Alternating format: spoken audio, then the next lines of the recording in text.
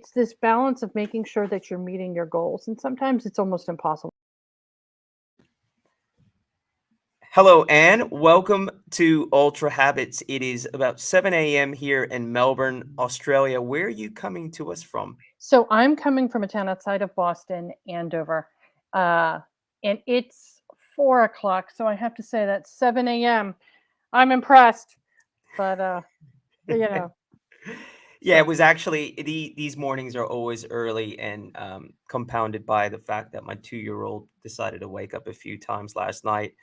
My son came into the bed and he wouldn't stop coughing. So it was an oh, interesting night, but the show must go on, right? yes. And you know what's if so funny? I have a 17-year-old daughter, and she still comes in the middle of the night to ask me Oh a question. no. So I'm not sure it ever really stops, RJ. I I felt so bad because, like, he came in the bed and he was coughing all night, and I was Oh, like, "Can you just get out?" And then my wife was like, "You're being super mean," and I was like, "I gotta sleep." It's like I forget he's a kid, and I yeah. went and slept in his bed, so there you go. Oh, But, so sweet.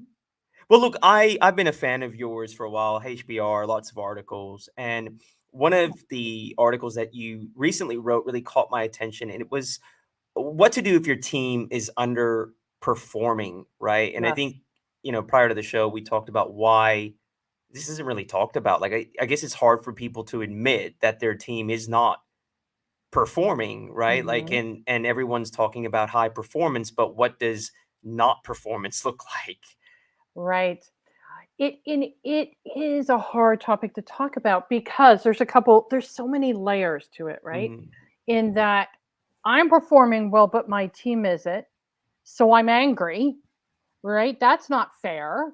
And I'm being mm, judged by my team and they're not performing well. I think I'm telling them what to do. I know that I mm, am, but they're not performing, right? mm, And I think it's also on another side, and I don't talk about it in the article, but it's hard as a leader to tell somebody on your team that their team isn't performing well, right? That's a it's just hard to talk about those things sometimes. And I think too, it's hard to talk about because a lot of times right now we just say your team isn't performing. Well, what does that mean? mm. Right? And I get into that a little bit more, but you're right. It's a hard topic to talk about. Do you find that people that have a view that their team isn't necessarily performing, or people that are told that their team isn't performing, is it generally subjective, or is it generally about results, or a bit of both? I think it's a bit about both. I think there's so many different layers and flavors. But Mm, I think too, part of it is what if you're getting the results, but actually it's a you are leaving a toxic waste behind. Your team is leaving a toxic waste behind because it's great to get the results, but if you have demotivated peers, you have demotivated teams, people feel bad, then that's not good mm. results either, right? It's Are the you shrapnel we need to worry about in are some you s- cases. are you saying the ends don't justify the means? That's much better said. Yes. Mm. It's a Absolutely. That's a difficult one though, right? So you're saying that leaders should be focused on the how versus the kind of results. And do you find that for leaders that are getting results, yet they're getting negative feedback from their environment, like what do they do? So I still believe at the end of the day, it's about the results or it's about the goals. At the end of the day, right? It's about the agreed goals. And a lot of times, and I'm going to get to your answer, RJ, Yeah. but one thing that kind of what you said brought something up is we need to have clarity about what those goals are. And if you don't know, a lot of times we just kind of don't know. We don't have a lot of measures. around that.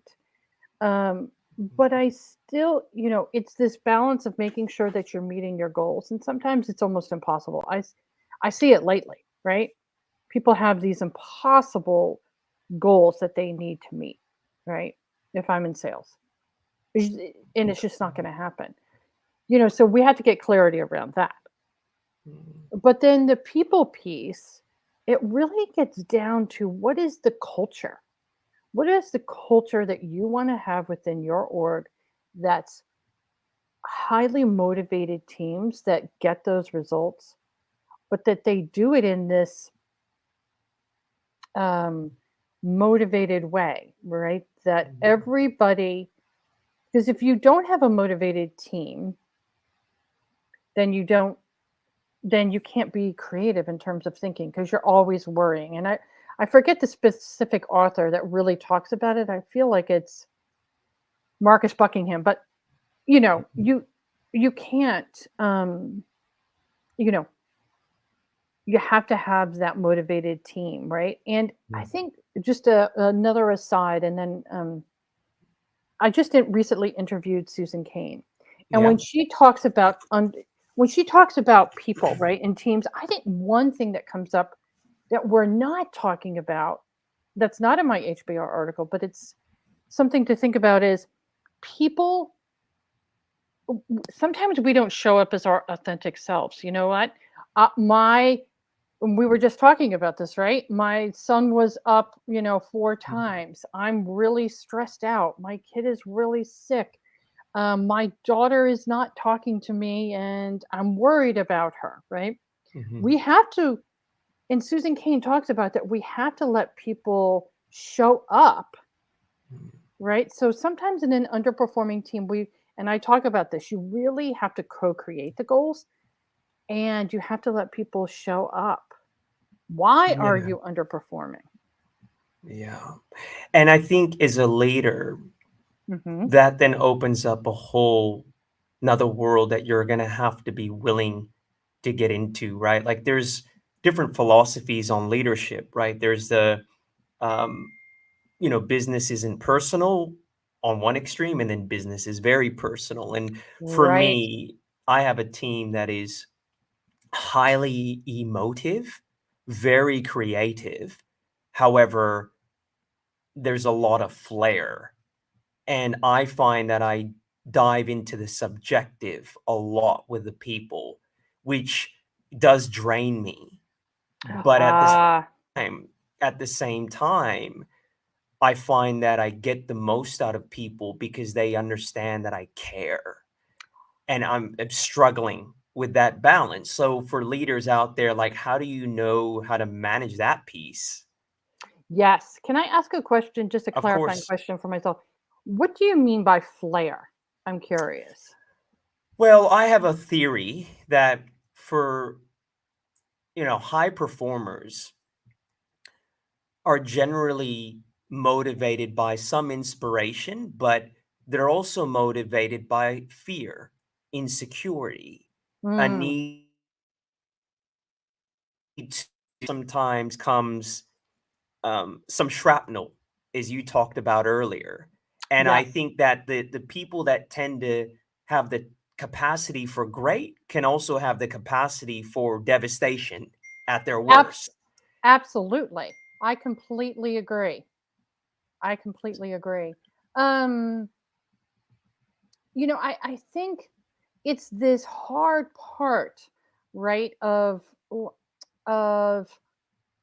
hmm, Mm. you know, how do you know, how do you balance this? And I think the most important thing you can do is care. If you and I love that, right? Because if Mm. people care, if you show people that they care, they're going to that's how you Mm. build trust on your team so that people feel like they can share what they need to share. Now there is a point where it's too much and we can't, and I don't know what that is for everybody, right?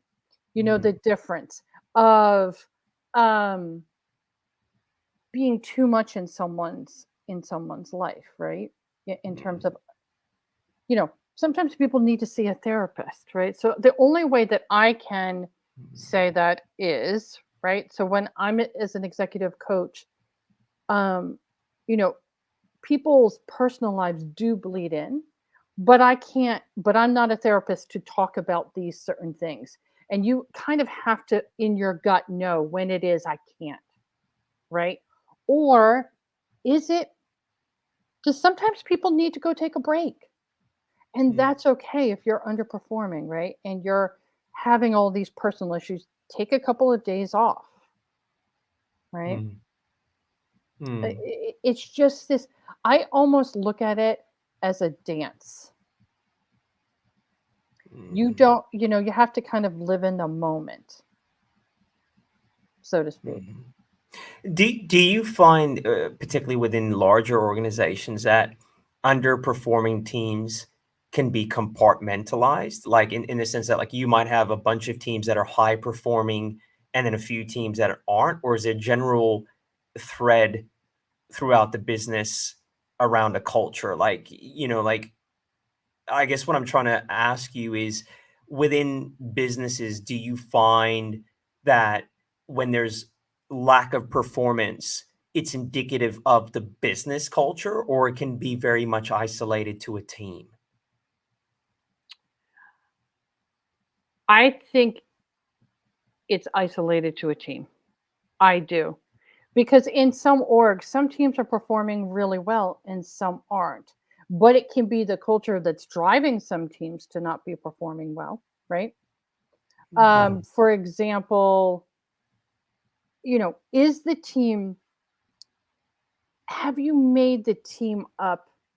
Sometimes you inherit a team, so you can't Mhm, change those things. But when you're creating that team, mhm, have you leveraged all the strengths of the team members?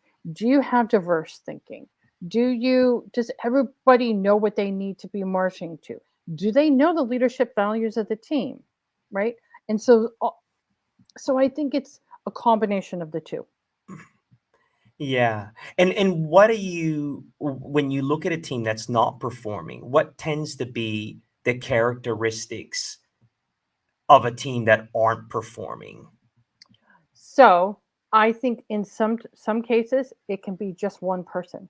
One person can make an entire team be underperforming, right? Whether it's somebody being toxic to you know just everybody's having to pull their weight.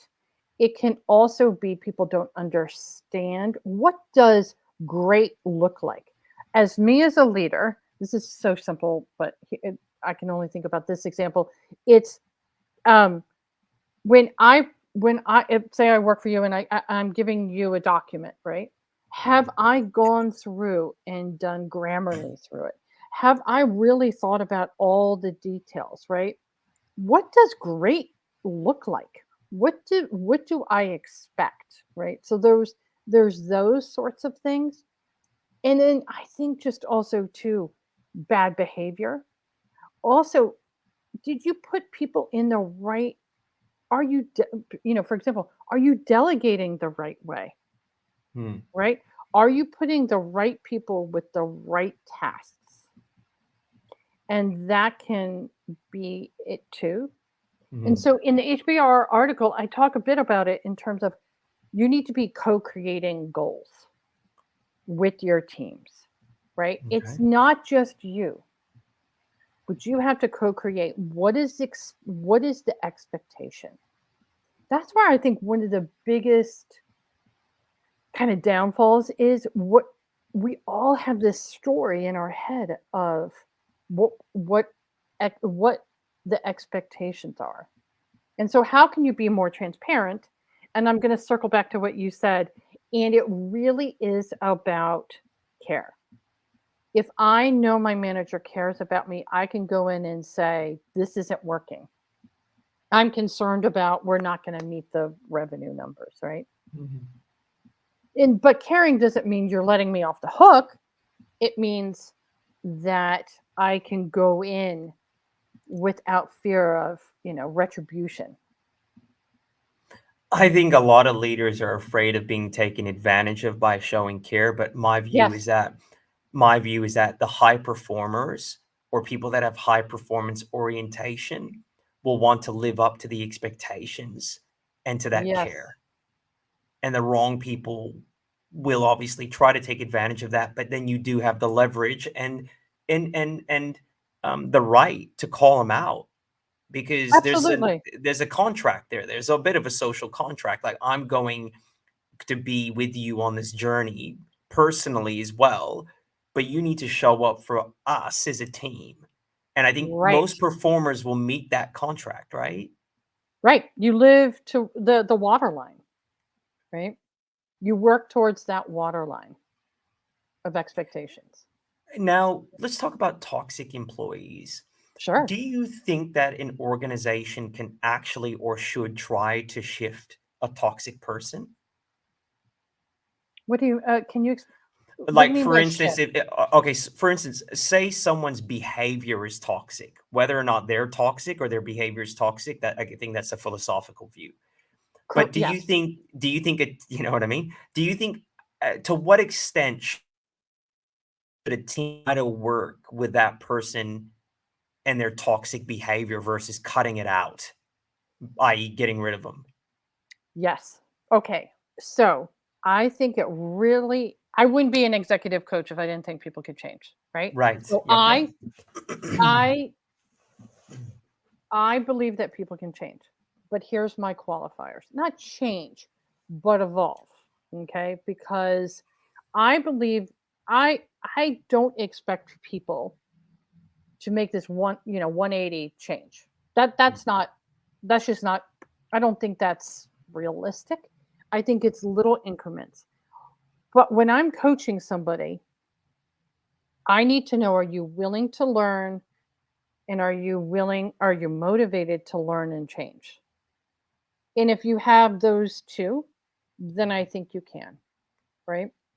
But it's really hard because a toxic person has a certain brand, right? So everybody expects you. I worked in advertising for years. That's why I think about, like, we all have our brands and the expectation, cognitive dissonance. Oh boy, here comes Mhm. Ann again. She's going to be the pain in the neck in the meeting today, or Mm, she's just going to rail on me and not let mm, me talk, right? So, yes. Now, mm, part of that is they have to start off in many cases, right? Like, you have to say you're sorry to some people mm, sometimes. And that's a mhm, hard one. Well, RJ, I'm going to look at the other side. So years and years and years ago in advertising, this woman was absolutely brilliant, ran this department, and she's the only one that had the knowledge of this one client, right? She'd been on it for like 20 years, whatever. But she was an extraordinarily toxic person.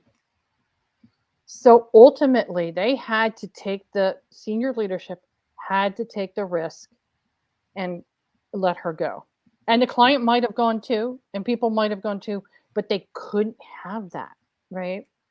Clients stayed, people stayed, but that was a big risk. It's a lot of money. She held a lot of money, right, with this client, but they couldn't have this toxicity. And I look back at it now and I'm like, wow, that was really actually a big risk they took. but do you think The people president will took. and do you think people will follow a toxic person, or toxic people also have the ability to be charismatic and pull people in? Like, alright. Yes, I think people can be charismatic. I think also toxicity, they're gradations of it too, or just bad behavior. And some people like the comfort. This is what I know, right? It's hard to change a job, or it's hard to make those changes because this is what I know, right? Might not be great, but I know what's expected of me.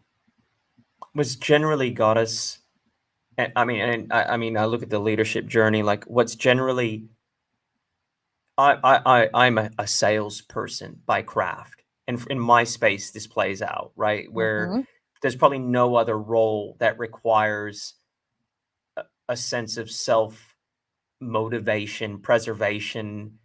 There's a lot that goes on in the mindset of a salesperson, very similar to an athlete, I would say. Oh, And I agree. and I think that the move from a performer to a leader is a massive paradigm shift. Yes. Massive paradigm shift because you are now worried about the collective. And so what I guess I'm trying to say is what I've noticed is what got an individual successful as a performer isn't necessarily what is going to get them successful as a leader, right? Absolutely. That is really Marshall Goldsmith says it best. What got me here isn't going to get me there. We have to make that shift. And that shift is where a lot of people stumble. A lot of people stumble, right? From being the individual contributor to now being a manager.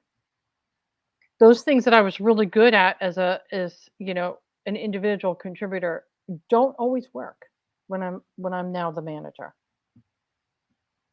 People always talk about the comparison between a manager and leader, and generally Oh, it's a yeah. bad thing. It's a bad thing, but let's flip that on its head. Like, what's the value in being a good manager? Because I'm sure there's a need to be a good manager as well as a good leader, but generally people Yeah. will put them out and be like, "Oh, that's a manager. You're not a leader."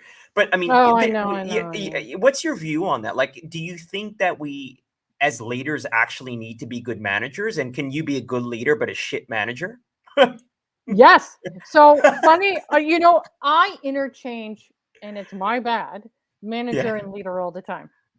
Because but like you, I think you need to have both. I Right. need to be able to manage, get get the work out the door, but I also have to be strategic as a Mm, leader and be forward thinking. Now you mm, can't be both all the time, right? mm. It you know, it kind of ebbs and flows and slides, right? And Yeah. you don't want to be a micromanager. That's a whole nother story, right? Mm. But um I think you have to have a little bit of both, right? Because you got Yeah, to be able to manage your calendar, all yeah. those things. I've seen the downside of leadership without execution, Oh, and I think that like that frustrates a team because what happens is it just looks like pontification, but yeah. there's no actual assistance in the execution. And in my view, to create a high performing team, being an effective manager is very important because you got to be able to lead from the front. Yes. And to me, a manager can execute. And a leader, may be able to motivate and inspire and show the vision. But I think that it does require both. And I have no doubt that this is what contributes to high performing teams as well as teams that aren't performing. So I'm going to shift the conversation. So when Sure. people come and see you, and what are they usually why are they seeing you? What have they been told? Or what's their narrative? Like, what are they Mhm. telling themselves? Why have they come to see Ann Sugar? So, can I put a pause on that for 1 second? I want Yeah. to go back to something that you said that I think is really important about execution and a manager. So, I think you do need to know not every single step, but the things that go into your teams getting the work done. Because one of the biggest friction points I see in underperforming teams too is a manager sets a deadline, but they don't know the 17 steps it takes because they only think there's three. Yeah. And that I have actually seen people leave Yeah. because they burn out and they're so frustrated Yeah. and they don't see progress. And I definitely want to hit that other point, but I think I think sometimes the small tactics are the most important things, the most impactful. And I think right now, because everybody's running at 2000%, right? And people are, there have been layoffs and there's all these things, right, swirling. That is one thing that is really frustrating teams and creating underperformance. Because if I have to do the 17, I'm not going to do the 17 well in a 2 day period, Yeah. right? When you promised that this work was going to be done. Yeah, look, it's an interesting one. Like I tend to find people are either because of the inconsistencies of people's work ethics and their own style. Like you've got some that are uh, won't will suffer in silence and Yeah. smash things out, and you got to be very, very much across them, or else one day you're going to have that conversation that you weren't expecting because you weren't aware as a leader that hey, I'm burnt out here. And then you've got the other extreme where people are barely meeting whatever task is set, and they're Yes. barely meeting the standard, and it's like you're trying to raise the bar on them um, because you obviously want to set a higher standard. I mean, is Martin Moore says this the standard you walk by is the standard you set, right? So I mean, Yes. in many ways, like I'm quite aware of that too. But yeah, I think that's a really interesting point. I definitely agree with you on that. So I just wanted to get that point in. So why do people come and see me? People come and see me in two ways. So I do a lot of leadership development, right? Mm, So within orgs, but I also am an executive coach, and people come to see me most of the time. It's higher performing individuals that have a little stumble, want to get to the next level, or want to get to the next level, and I need to, let's say, work on how I communicate upwards, or I'm not motivating my team properly, right? I have a demotivated team. This shows up in my, another thing might be this shows up in my 360. I need to work on this, right? So I work with high potential leaders where there are certain aspects that they need to shore up. mm. And when you look at these high potential people that are, let's say, new to leading a team, and Hmm. that team is not necessarily performing, what is it generally that these people are missing? Um, I th- this is some of these are blocking and tackling sorts of things, and then Mm, there's other, right? mm, Blocking and tackling, like for example, I need to be able to delegate better. mm, mhm, And mhm, and I coach CEOs on delegating down to like a supervisor. There is not one person, right? I think some other things that come up are listening, asking a good question. I think one thing that I work on a lot, and I call it almost speed. As a leader, I'm able to go from A to C. I can skip step B, but my teams are frustrated because they need to have linear thinking from A to B to C. So a lot of that is teaching. I think one thing that's come up that's really interesting, this is more of a blocking and tackling thing. I call it external thinking. So external thinking is somebody who they almost look disorganized. I'm coaching a chief revenue officer on this. mhm, They're very creative, but they're external thinkers, right? So they kind of swirl a little bit, but they come out at the end with the idea. But in this kind of swirling where they're mhm, kind of their mhm, brains are mhm, externally thinking, they mhm, look disorganized, right? Versus somebody who's a thinker, an internal, you could call it extroverted, introverted, but I kind of call it external thinking. That's one that comes up a lot for people, particularly how you manage up. You can't sit in a board meeting and be swirling, with external thinking. Can I make a comment on that? That's Sure. brilliant. So I work with different types of people and founders, Mm-hmm. and one of the people that's in my ecosystem, and we've had this conversation. Uh, when he gets an idea, he'll come and share it with everyone, and it's a million miles an hour, and it's a strategic idea that Mm-hmm. may or may not have any merit, but in his view, he can see it with clarity. But it Yes. will change tomorrow.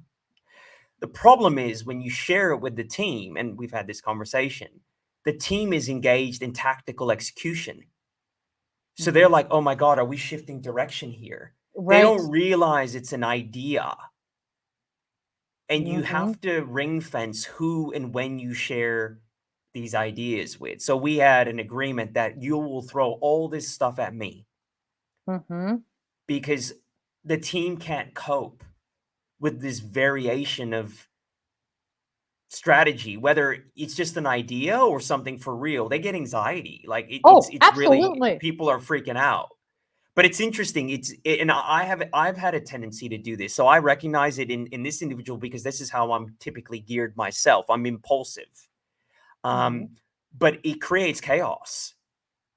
It can, because it's almost like people are running behind a person, kind of holding the basket, right? And catching all of the ideas. And they're all brilliant ideas, but it makes people concerned. And I've had a manager like that. He just brainstormed like, and at the end of the meeting, this is an advertiser, I thought, holy moly, I have 17 new projects. I can't get that, you know. Yeah. Or if you're in a board meeting and you're kind of doing the external thinking, you come across as scattered and disorganized. And it doesn't it doesn't look good for your brand or play well, because it looks like you haven't thought through your strategy when that's actually not the case.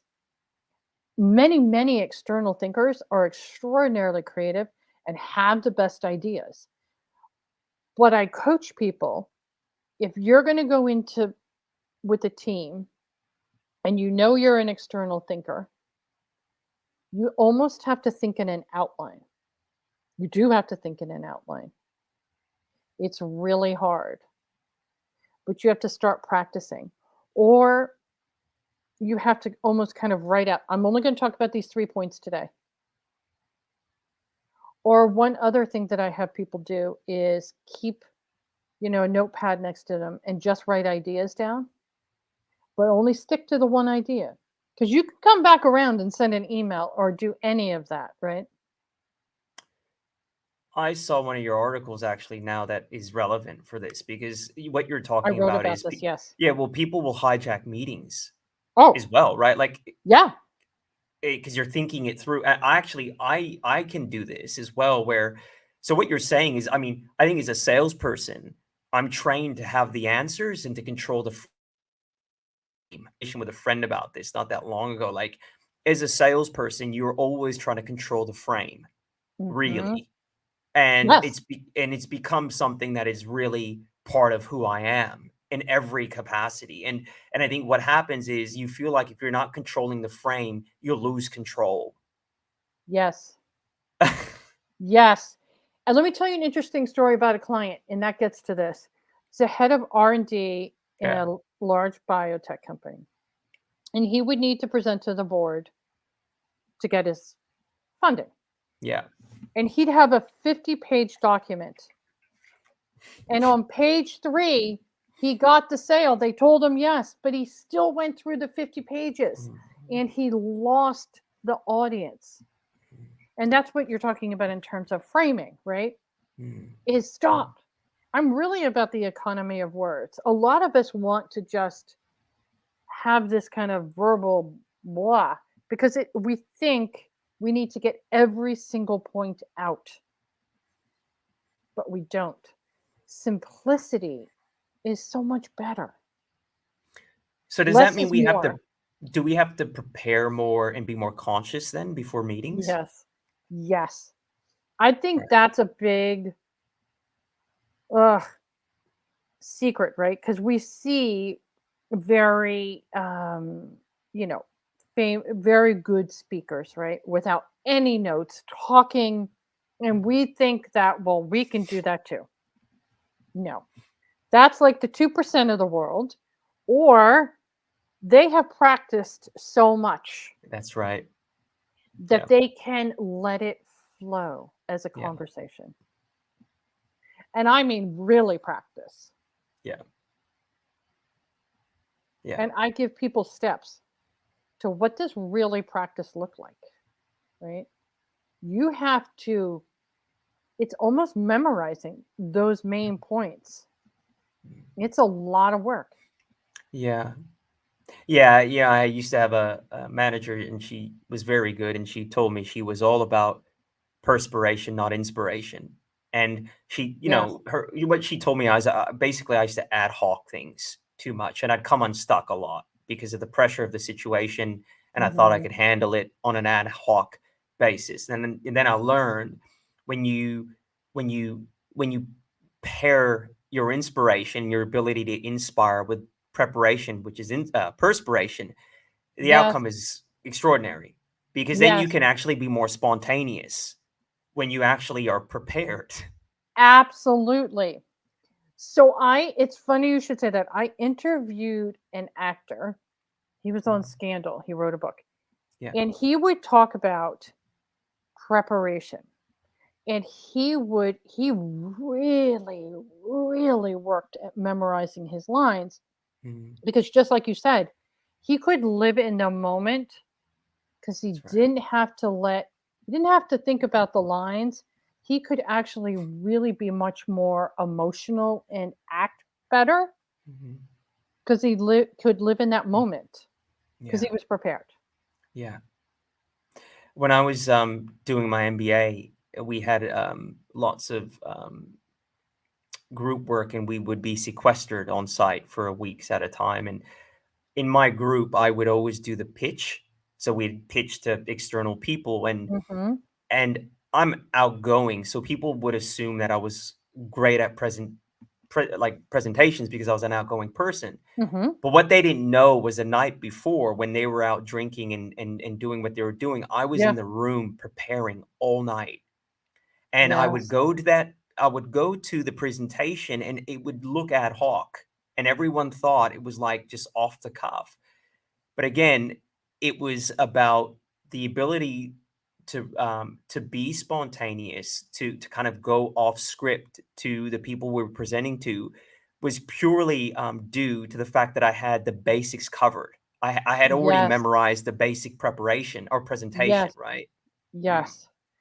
yeah, So it just gives you ease yeah, and this clarity, and this ease comes off as confidence as well, correct. Yeah, right? It's just this easy flow that I can have this conversation.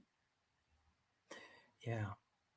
Well, we're going to start to land the plane, and I Yeah. really want to thank you for joining us on the show. Now, we always talk about habits being ultra habits, or we might frame it as characteristics. Mhm.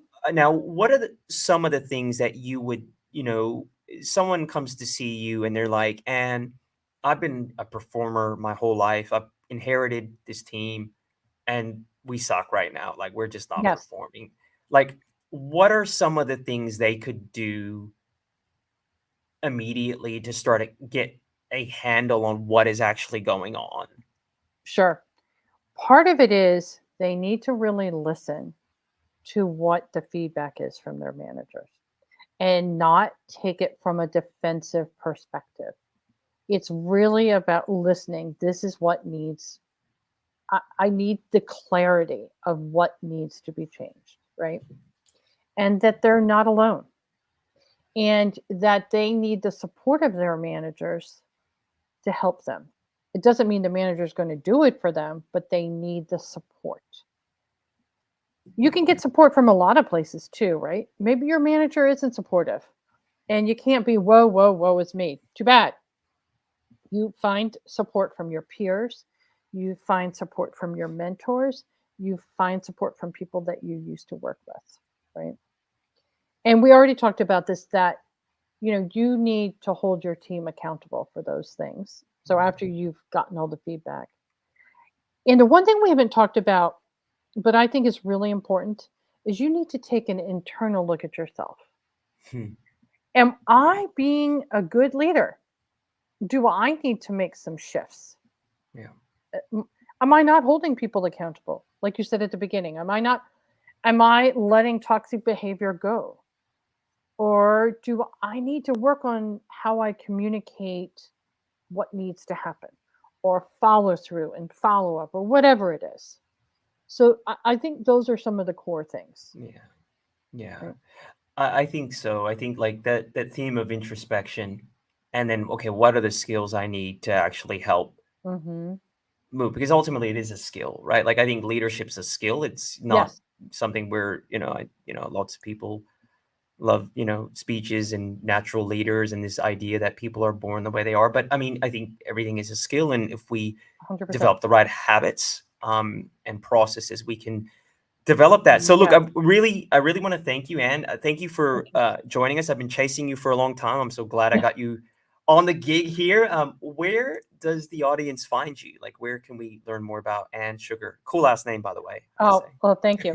Um, so you can find me at annesugar.com. So it's ANNE Yeah. sugar.com. You can sign up for my newsletter. I also have articles that I share a lot on LinkedIn. It's very easy to go follow me on LinkedIn at Anne Sugar. Every day I share articles with the why. Why is it important for you to be thinking about it? So those are the two places. All right, Anne. Thank you so much for your time. Oh, no, thank you. It's been wonderful talking to you. I really enjoyed it. Thank you.